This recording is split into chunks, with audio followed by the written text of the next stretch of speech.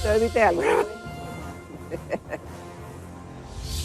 Amables televidentes, arrancó la semana y arrancó el Telematutino 11, como siempre, agradecido al Señor que me presta la vida y la salud para estar con todos ustedes, ese público tan inteligente. Buenos días a todos, buenos días Jacqueline Morel. Hola Ramón, buenos días. Buenos días República Dominicana, comienza la semana, lunes 18 de septiembre. Y aquí estamos llenos de optimismo para comenzar esta semana. Vamos a comentarles, como siempre, los temas que generan debate, que generan interés en la opinión pública nacional e internacional. Y hoy tenemos como invitado también, después de nuestros comentarios, al doctor Juan Miguel Castillo Pantaleón. Oportuna su visita en su calidad de ex juez y experto en temas migratorios. También en una segunda participación recibiremos al ingeniero Guillermo del Rosario, quien es el presidente de la Asociación Dominicana de Empresas Suplidoras y Recolectoras de Residuos Oleosos a Buques y Plantas. Ya ustedes saben, este es parte de nuestro contenido, como siempre la invitación está hecha, nos encantaría que nos permitieran acompañarles a esta hora del día. Bienvenidos. Y bueno, en el fin de semana, el sábado, falleció René Fiallo. René Fiallo era humorista, productor, autor de la sección Bufeo del Nacional. Fue una figura de la televisión de la década de los 80, ¿no? de lo que se llamaba la nueva generación de humoristas, y falleció este sábado. Paz a sus restos. Así es, me uno, y de aquí nuestras condolencias a sus familiares. Obviamente el tema de Haití nos va a acompañar, parece que por un largo tiempo. Ayer el presidente habló y dijo lo que todo el mundo esperaba que debía decir, es decir, que se mantendrían las medidas hasta tanto los haitianos paralicen la construcción del canal o del trasvase, porque más que un canal es un trasvase. Habló de la seguridad de la frontera, habló de que este canal lo construyen incontrolables. En fin, yo creo que fue un mensaje breve y dijo lo que tenía que decir. Bueno, para mí fue excelente la participación del presidente Luis Abinader, un mensaje de 8 minutos, muy bien articulado, muy bien leído. Obviamente fue con teleprompter, pero se veía con mucha naturalidad, muy buen manejo escénico. Y el mensaje fue contundente, claro, preciso, que todo el mundo pudo entender de que no se va a echar para atrás y de por qué es que la República Dominicana ha tenido que asumir esta actitud que muchos la consideran de extremista y que se fue a lo máximo. Pero ciertamente el presidente Abinader cuenta con el respaldo de la población dominicana en su mayoría, en el sentido de que si no ponemos freno ahora a una situación que es ilegal, porque se mostró durante el fin de semana que eso debieron hacerlo desde el principio, Ramón. La comunicación enviada en mayo del 2021 al entonces canciller de Haití. No, esa fue en julio. En julio del 2021. En mayo fue el comunicado, porque ahí viene la confusión, en mayo fue el comunicado que le daba luz verde, decía que el canal no afectaba el cauce. Pero parece que después los estudios técnicos y la magnitud del canal entonces hizo que le pidieran la paralización. Mira, hay una comunicación muy bien argumentada porque de parte del canciller Roberto Álvarez, asomólogo haitiano en su momento, en el sentido de que ahí se exponen aspectos medioambientales, técnicos, cómo afectaría a productores dominicanos, cómo afectaría medio ambiente, vuelvo y repito, y también la violación que se incurría por el tratado de 1929. Entonces no fue que el gobierno dominicano no hizo nada. En su momento se paralizó la construcción a la muerte del presidente Jovenel Moïse, pero fue reanudada hace unas cuantas semanas y a pesar de las advertencias del gobierno dominicano no obtemperaron y continuaron esa construcción ilegal. Entonces hay que poner un tope, hay que poner un freno a esa situación porque pueden venir otras cosas. Algunos han calificado esto como una provocación de parte del gobierno haitiano y de los haitianos hacia la República Dominicana, y el gobierno ha respondido con el cese de la frontera, el cierre de la frontera por vía marítima, aérea y terrestre, así como la suspensión del de visados hacia haitianos, y tampoco la entrada, no permitiendo la entrada al país de los que están involucrados en la construcción del Uno canal. espera que también, con todo ese despliegue militar de la frontera, se disminuya la entrada de ilegales y se disminuye el tráfico de las parturientas, porque no hacemos nada con todo eso si dejamos que sigan entrando haitianos ilegales a la República Dominicana. Bueno, dice la prensa, Ramón, que hay un éxodo de haitianos hacia Haití, que lo están dejando pasar por una puertecita y que yo no sé si ven las deportaciones, cómo lo están haciendo, si la frontera está cerrada. Pero las últimas informaciones que se tienen es que se han arreciado las deportaciones y que se ha incrementado la seguridad en la frontera. Ese dispositivo de seguridad, cabe destacar que cuesta millones de pesos. Ese despliegue que algunos han considerado que es un llamado a guerra, yo creo que es resguardando la frontera porque no se sabe la reacción que van a tener del lado haitiano. De hecho, se han producido protestas del otro lado. Eso debe ser casi permanente, porque el problema es que no es por lo coyuntural del canal. Es que siempre ha habido el peligro que frente a la situación de violencia en Haití venga una oleada, una masa que intente cruzar, y si no hay el dispositivo militar suficiente, pero también las bandas haitianas pueden cruzar a República Dominicana a operar. Así es, Ramón. Mira, no solamente por lo coyuntural del canal, es que ahí debe de haber una vigilancia permanente, robusta, bien equipada, sí. Que cueste, bueno, pero es el precio de la soberanía. ¿Hasta cuándo se podrán mantener estas medidas? Porque yo no me imagino ese grupo de haitianos o el gobierno que ahora apoya y que le tiene tropa protegiendo al canal, que los haitianos, porque si los haitianos entre ellos no se entienden, yo no sé cómo ellos van a echar hacia atrás y hasta qué punto se puede de manera indefinida mantener el cierre del comercio, porque aquí el problema es que hay provincias ahí que dependen de eso, revendedores, en fin, y parte de una industria que depende de eso, pero bueno, mira, el tiempo dirá. Hay muchas aristas. El presidente dice que ese precedente de una obra de riego construida de manera unilateral puede conducir a una escalada de construcciones que acabarían con el río y las aguas. Además, explicó que la construcción del canal podría afectar el caudal del río en la zona baja, perjudicando a unas 14.000 tareas de terrenos cultivables, a unas 10.000 tareas del territorio haitiano. Y ahí dice el número de los productores dominicanos y haitianos que serían afectados. Pero yo me pregunto, Ramón, si la República Dominicana mantiene la postura, pero aún así se sigue construyendo el canal, ¿qué va a pasar con esos daños que va a provocar? ¿Quién lo va a detener? Entonces, ahí es que yo no entiendo. Sí, porque el problema es, y ellos argumentan que la República Dominicana tiene 4 canales, sí, pero son 4 canales en afluentes del río Dajabón, si no directamente del río, pero es un canal hecho que se abre y se cierra la compuerta, se abre la compuerta, se saca agua y luego se cierra. Esto no, porque esto es lo que implica, si vemos la foto, que yo no acabo de entender por qué hacen un canal para después poner una alcantarilla, eso yo no lo entiendo. Pero el canal está por encima del río, o usted saca el agua con bombeo, y eso es carísimo, o usted pone un dique, es decir, una presa, donde usted eleve el nivel del agua para poder sacarla, pero de ese dique hacia allá no habrá agua. Y por eso es que el presidente habla que afecta a campesinos haitianos y a campesinos, pero afecta también el humedal donde desembocan esas aguas cerca de Bahía de Manzanillo. Por eso es que yo digo, porque fíjate, ahora viene una etapa en que el presidente va a las Naciones Unidas. Él va a tener muchas presiones de organismos internacionales. Hay que diseñar un discurso claro, porque fíjate que hasta nosotros estábamos confundidos. Todos nos llevamos del comunicado de mayo. Pero yo recibí de nuestro enviado, porque fue Juan Miguel Castillo Pantaleón que me envió el comunicado. Yo lo puse en Twitter y hubo gente que dudó de la legitimidad. Porque siempre, pero ¿por qué el gobierno no ha lanzado este comunicado? ¿Por qué no lo ha publicado?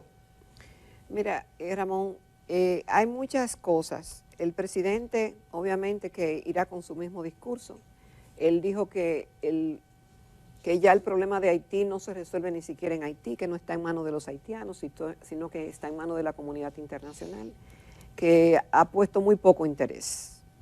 Excepto Kenia, con mandar una pequeña tropa y la limitó después que vio lo que estaba ocurriendo en Haití, nadie realmente se ha interesado.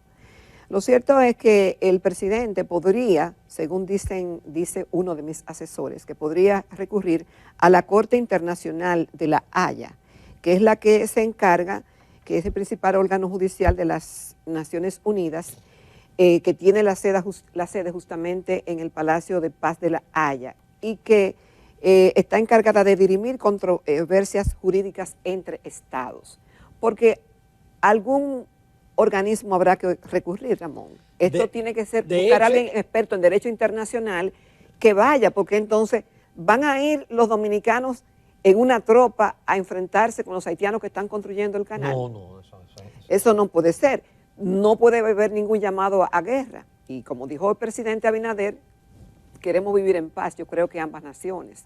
El tema es que alguien tiene que intervenir. De hecho, el artículo 3 del tratado dice que las altas partes contratantes se obligan a someter a arbitraje todas las diferencias de carácter internacional. Es decir, el Tratado del 29 contempla el arbitraje, que puede ser la Corte de la Haya, pero puede ser directamente también las Naciones Unidas. Lo cierto es que habrá que buscar una solución. Expertos en derecho internacional deberán estar asesorando al presidente Luis Abinader y a la Cancillería en este propio sentido, y esta Corte no debe ser descartada porque hay precedentes recientes de su intervención y su función clave es en el aspecto contencioso, es decir, resolver la disputa que tienen dos o más estados emitiendo sentencias. Lo más probable es que se esté trabajando en eso, obviamente porque no queremos que esta situación continúe de manera indefinida, pero estoy de acuerdo contigo en el sentido de que el gobierno debe tener claro y que no solamente los dominicanos, sino que toda la comunidad sepa internacional cuál es la postura del gobierno dominicano. El gobierno debe tener muchos planes B para esta situación, no un solo plan B, no, varios planes B. Por otro lado, el doctor Leonel Fernández se encuentra en los Estados Unidos juramentando nuevos miembros del partido. Él fue crítico con el gobierno sobre el tema de la seguridad, sobre el tema de los precios, sobre el tema ahora del metro, sobre el tema del metro, en fin, ese es el papel de la oposición. El metro se inauguró en el año 2009 y en 14 años nunca ocurrió ningún accidente, salvo una que otra avería. A mí alguien me respondía, porque hay gente que como que no razonan o no saben. Me respondí, yo esas cosas no las respondo. Cuando yo lo que hice fue poner una noticia del metro en 14 años no ha ocurrido nada y me pone, ¡ay, el día que el tipo que explotó una bomba hirió a uno! Pero es que eso no tiene que ver una cosa con la otra. Eso no es la operación. Pero hay gente que piensa, yo no sé con qué tienen en la cabeza. Señores, nunca ha ocurrido porque ese es un metro que está muy bien diseñado y ahí sencillamente fallaron los conductores o falló el despachador. Incluso en las redes hay una conductora que está chateando. Sí. Eso, porque eso ocurre, eso lo vemos aquí, hasta aquí en el canal sí. Lo vemos. Se hizo viral, con la diferencia. Cuando el director no te pone a ti, me pone a mí, es porque está chateando. Entonces, señores, la conductora chateando y el tren ahí. Entonces, eso o falló uno de los conductores o falló el despachador. Es decir, tú dices que fueron fallas humanas. Fallas humanas. Y entonces, ¿qué es lo que pasa? Que esto coincide con que hace 2 meses hubo una huelga por trabajadores del metro. Se dice que cancelaron operarios que tenían más de 10 años trabajando en el mismo, con experiencia y con un entrenamiento que recibieron en Estados Unidos, en España, entre otros países, y que duró 1 año. Se dice que fueron cancelados y sustituidos por otros que apenas tenían 3 meses de entrenamiento. Coincide con eso, Ramón, en el tema de que fue un error, parece, aunque no se ha dado un reporte oficial, que parece que fue un error humano. El periódico pudo haber costado muchas vidas. Mira, afortunadamente 9 heridos y inicialmente había 2 internados y solamente ahora hay un internado. Pero eso pudo haber sido catastrófico. Mira, el periódico Diario Libre hizo un reportaje en el día de ayer donde se preguntaba ¿por qué habrían chocado de frente 2 trenes del metro de Santo Domingo? Y dice, la única manera que ocurra un evento de esta naturaleza es que el conductor anule el sistema de seguridad del tren. Entonces, ahí habla de que justamente en los 14 años que tiene operando el metro no había ocurrido ningún accidente. Y chocaron de frente próximo a la estación Mamatingó en Villamella, dejando por lo menos 9 personas heridas y el pánico entre los afectados. Solo una falla humana o negligencia del conductor puede causar una colisión. Y ahí habla del sistema del tren descendido, que no hay forma de que ocurra un accidente, y habla de algunos aspectos técnicos que obviamente son en cierta forma, dan soporte, pero no dejan de ser una especulación ante el hecho de que no se haya producido hasta ahora un informe oficial de lo ocurrido. Es lo mismo que pasó en diferentes áreas, lo que pasó con la tarjeta. Si los técnicos, lo que sabían, lo votaron, y por eso en el programa de la tarjeta había muchísimos problemas de falsificaciones, de que a la gente no le llega el dinero 2 y 3 meses. ¿Por qué? Porque usted no puede barrer con el personal. Usted mete un personal para que aprenda y entonces después usted lo sustituye. También ocurrió lo propio, Ramón, en el sistema 911, que tuvo problemas porque los técnicos entrenados en la materia fueron desvinculados. Con esto no queremos decir que los gobiernos no tengan la capacidad, tienen, claro, de sustituir, pero las cosas que funcionan bien tienen que dejarlas. Y si van a sustituirlo por otra persona, tiene que tener igual experiencia o más. Exacto. Y esos que estaban, los mandaron a Francia, los mandaron a los Estados Unidos, es decir, los entrenaron. Finalmente hay una noticia muy mala, porque uno quisiera que todo el dinero para la ayuda social fuera para la ayuda social, pero resulta que casi el 58% de la ayuda social es subsidio para el subsidio eléctrico, que va por 9.000 millones de pesos más en este año en relación al año anterior. Ese es un dinero tirado al zafacón. Sí. Van 48.000 millones de pesos. Es decir, vamos a llegar a por encima de 1.000 millones de dólares. Bernardo Castellano habla de 1.200 millones de dólares. Y eso es lamentable. Y eso también se debe a los problemas de las sedes, que no se han hecho las inversiones que tenían que haberse hecho. Hay un cuadrito que acompaña esa noticia. Yo no sé si tú lo tienes, Ramón, porque a mí yo no lo pude imprimir. No, yo no daba, lo pude imprimir. No me daba, pero es interesante ver la dinámica de ese subsidio social. Como tú dices, eso se va, y como quiera la demanda no está satisfecha, porque siguen los apagones. Lo que no están mandando, el ministro de Energía dice que consuman menos. Sí, entonces luego le siguen inversión, el tema de solidaridad, bueno, supérate, como se llama actualmente la tarjeta, y el tema de los combustibles. Abajo, en el cuadrito, vuelve y menciona el tema de los combustibles. Los combustibles que pero tuvieron que aumentarlo entre 8 y 9 pesos, y aún así el subsidio fue como de 600 millones. Pero es que el subsidio eléctrico va por un lado, y lo de los combustibles es otro. Por eso te digo, esos dos se llevan. Entonces, pero por mucho, como un 70%. Y los precios de los combustibles y del petróleo siguen subiendo. Por eso es que la inflación no está controlada.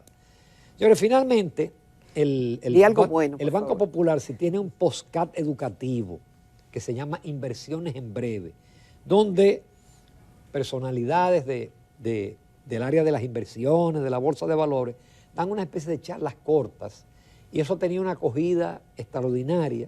Ese podcast usted lo puede abrir en teléfonos inteligentes, en computadoras, tabletas, etcétera, y ya superan las 20.000 reproducciones, y eso apenas comenzó en abril.